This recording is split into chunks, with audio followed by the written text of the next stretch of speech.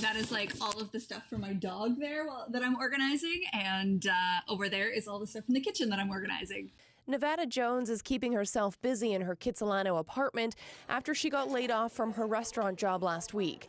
She's one of many Vancouver tenants now worried about making rent. As someone who lives in Vancouver and makes a pretty decent salary when I am working full-time, I spend half my income on rent.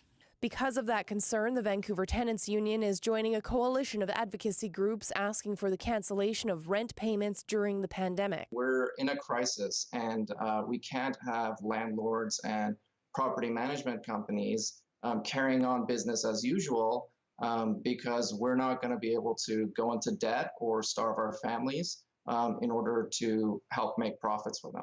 It's a move Jones says she would like to see put in place. She worked in the restaurant business, and losing her workplace meant losing a source for at least one meal during her workday. My money would go farther in terms of covering my groceries, because that was a huge part of my cost of living that was offset by my job being open.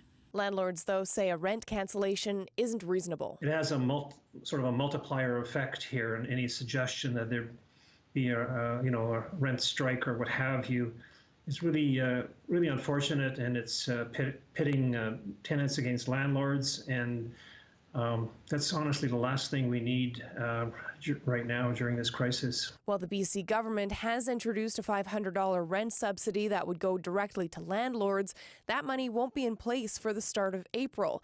Landlords BC is encouraging tenants and landlords to work together through this challenging time. Our message to our members has been pretty strong. I mean, you need to be sensitive, compassionate. You need to work with your tenants to try and find some accommodation here. And as long as tenants can pay their rents, they are required to. Megan Batchelor, CBC News, Vancouver.